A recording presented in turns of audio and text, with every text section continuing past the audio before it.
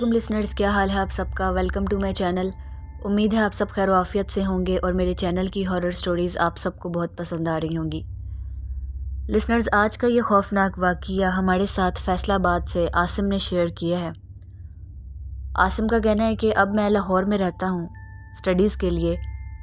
ایک ہاسٹل میں میری رہائش ہے، لیکن میں ویکینڈز پہ اور مہینے میں 1 سے 2 دفعہ جب بھی مجھے موقع ملے یا کوئی تہوار ہو تو میں اپنے گاؤں واپس لازمی جاتا ہوں۔ ہم لوگوں کا گاؤں میں بہت بڑا گھر ہے اور بہت زیادہ کھیت ہیں، اور مجھے شہر سے زیادہ گاؤں کی سادہ اور پرسکون زندگی ہی پسند ہے۔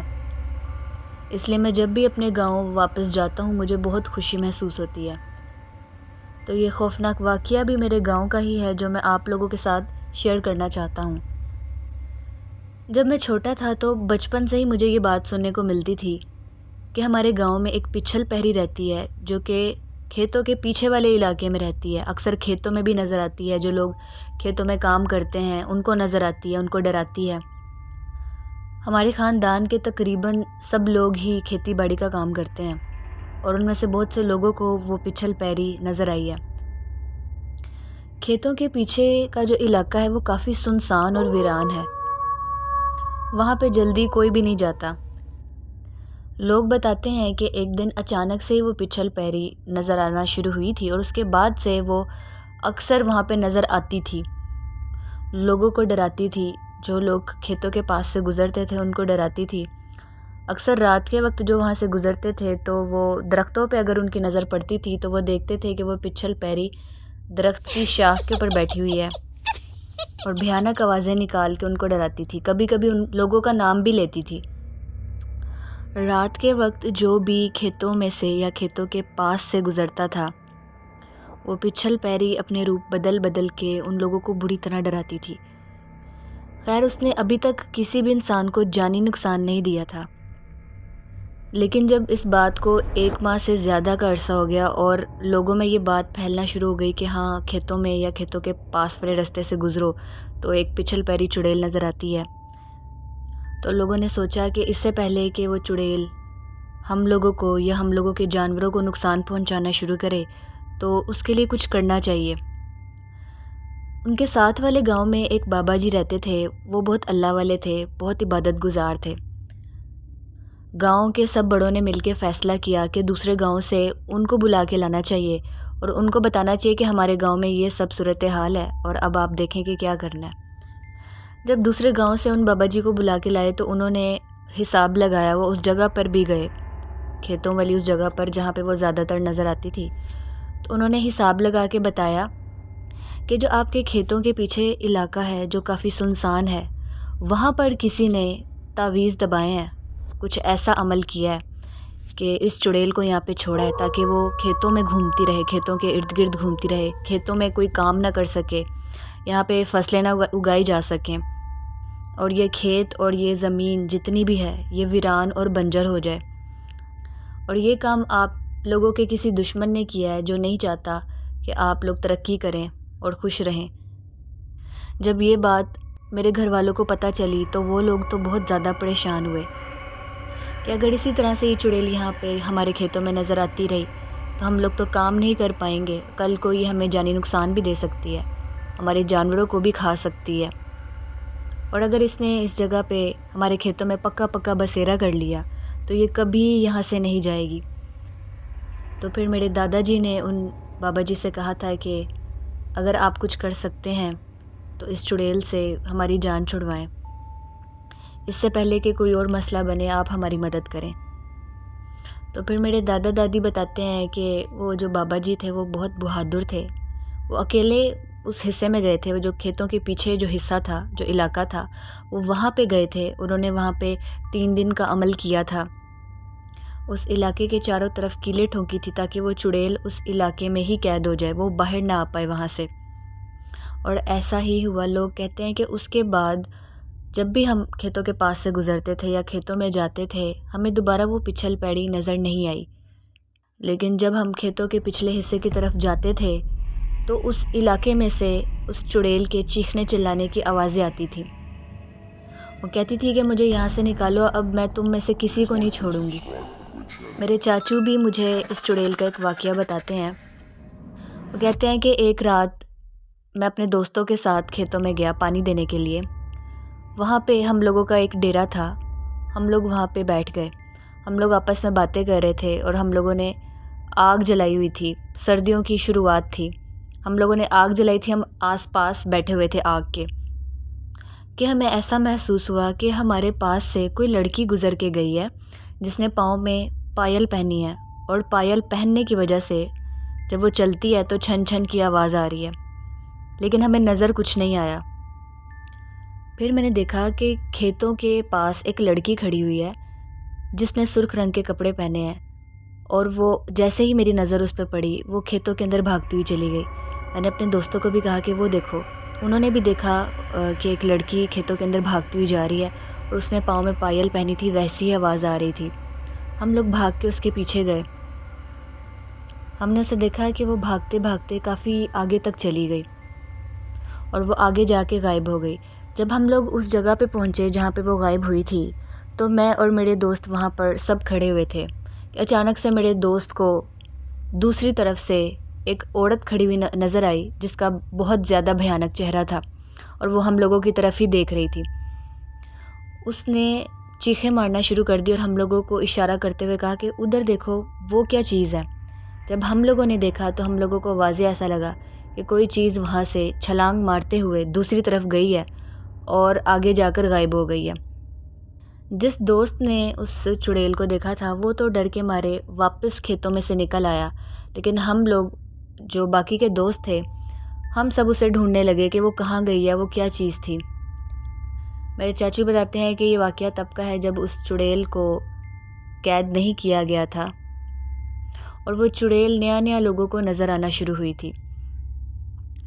یہ پچھل پیری چڑیل کا واقعہ تب کا ہے جب میرے بابا یا میرے چاچوؤں میں سے کسی کی بھی شادی نہیں ہوئی تھی۔ اس چڑیل کو وہاں پہ قید کر دیا گیا تھا اور اس حصے میں کسی کو بھی جانے نہیں دیا جاتا تھا۔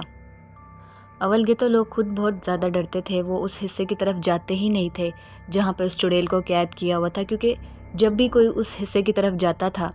تو وہ چڑیل بھیانک آوازیں نکالتی تھی۔ خیر ایک عرصے سے وہ چڑیل وہاں پہ قید ہے اور میرے گھر والوں نے اور باقی لوگوں نے مجھے اس چڑیل کے متعلق کافی قصے کہانیاں بھی سنائے ہیں جو کہ میں نیکسٹ آپ لوگوں سے شیئر کروں گا۔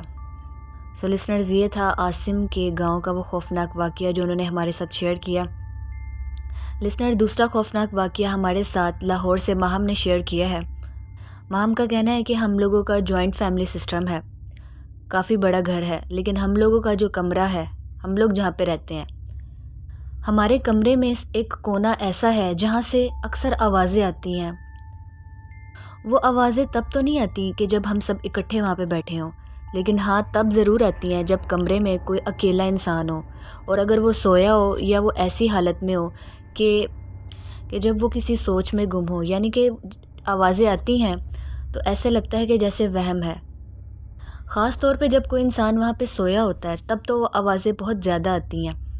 ایسا لگتا ہے کوئی رو رہا ہے، کوئی عجیب سی بھیانک سی آوازیں نکال رہا ہے مسلسل بغیر رکے۔ ہم لوگوں کا جہاں پہ گھر بنا ہے وہ ایک قبرستان کے اوپر بنا ہوا ہے، وہاں پہ پہلے قبرستان تھا، اس جگہ کو صاف کیا گیا اور وہاں پہ گھر بنایا گیا۔ شروع میں تو ہم سب اس کو وہم سمجھتے تھے کیونکہ ہم کافی عرصے سے اس جگہ پہ رہ رہے ہیں، لیکن جب بعد میں آ کے یہ کام بہت زیادہ ہونے لگ گیا تو ہم سب ڈر گئے۔ میں ایک دفعہ سوتے ہوئے بھی ڈر گئی تھی، مجھے ایسے لگا تھا کہ جیسے کوئی چیز میرے اوپر دباؤ ڈال رہی ہے، اور میں اسی جگہ پر لیٹی ہوئی تھی جہاں سے آوازیں آتی ہیں۔ مجھے نیند میں ایسے لگا جیسے کوئی بہت وزنی چیز میرے اوپر آ کے بیٹھ گئی ہے اور اٹھ نہیں رہی میرے اوپر سے، اور مجھے ایسے لگ رہا تھا کہ میرا سانس جو ہے وہ بالکل بند ہو گیا، مجھے سانس نہیں آ رہا۔ جب مجھ پہ دباؤ پڑنا شروع ہوا تو مجھے ایسے لگا کہ میرے اوپر وہ کیفیت آ چکی ہے کہ نہ میں نیند میں ہوں نہ میں جاگ رہی ہوں، مجھے نظر تو کچھ بھی نہیں آ رہا تھا لیکن میں ڈر چکی تھی۔ تھوڑی دیر بعد جب وہ چیز میرے اوپر سے ہٹی تو میں بہت زیادہ ڈر گئی تھی، میں نے رونا شروع کر دیا، میں بھاگ کے اپنی امی کے پاس گئی، میں نے ان سب کو بتایا کہ ایسے تو یہاں سے پہلے آوازیں آتی تھیں اور آج مجھے ایسے لگا ہے کہ جیسے میرے اوپر دباؤ پڑا ہے کسی چیز کا۔ گھر والوں کو بھی پتہ تھا کیونکہ انہوں نے بھی کچھ نہ کچھ ایکسپیرینس کیا ہوا تھا اس چیز کے بارے میں، ان کو بھی پتہ تھا کہ یہاں پہ اگر کوئی لیٹتا ہے تو یا تو یہاں سے آوازیں آتی ہیں یا وہ ڈر جاتا ہے۔ ہمارے وہاں پہ ایک انکل آیا کرتے تھے، وہ قرآن شریف اور قرآنی آیات وغیرہ سپارے وغیرہ بیچا کرتے تھے۔ ان کو کافی چیزوں کا علم تھا، وہ حساب وغیرہ بھی لگا لیا کرتے تھے۔ تو اسی طرح سے ایک دن جب وہ آئے تو میری امی نے ان کو بتایا کہ ان کے ساتھ یہ بات شیئر کی کہ اس طریقے سے ہم لوگ کچھ دن ہو گئے ہیں کہ ہم لوگ یہ چیز فیس کر رہے ہیں، یہاں سے اس کونے میں سے آوازیں آتی ہیں اور جب یہاں پہ کوئی لیٹتا ہے تو وہ ڈر جاتا ہے، اور میری بیٹی پر دباؤ بھی پڑا ہے۔ تو انہوں نے جب کچھ حساب وغیرہ لگایا تو انہوں نے بتایا کہ جس جگہ پہ آپ لوگوں نے یہ صوفہ رکھا ہے، جہاں آپ لیٹتے ہیں، سب سے پہلے بات تو یہ ہے کہ آپ یہاں سے اس صوفے کو ہٹا لیں، اس جگہ کو آپ تبدیل کر لیں، کیونکہ یہاں پہ بالکل نیچے ایک قبر ہے۔ کیونکہ آپ لوگوں کا جو گھر ہے وہ قبرستان کے اوپر بنایا گیا ہے، ضروری نہیں کہ سارا قبرستان تھا، ہر جگہ قبریں تھیں، کچھ کھلا میدان بھی تھا جو قبرستان کے حصے میں آتا تھا، اس جگہ پہ لوگوں نے گھر بنا لیے۔ لیکن کچھ جگہ ایسی بھی ہیں جو وقت کے ساتھ ساتھ وہ قبریں ختم ہو چکی تھی، وہ حصہ بالکل پلین ہو چکا تھا، لوگوں کو اندازہ نہیں ہوا کہ یہاں پہ قبریں ہیں یا نہیں ہیں،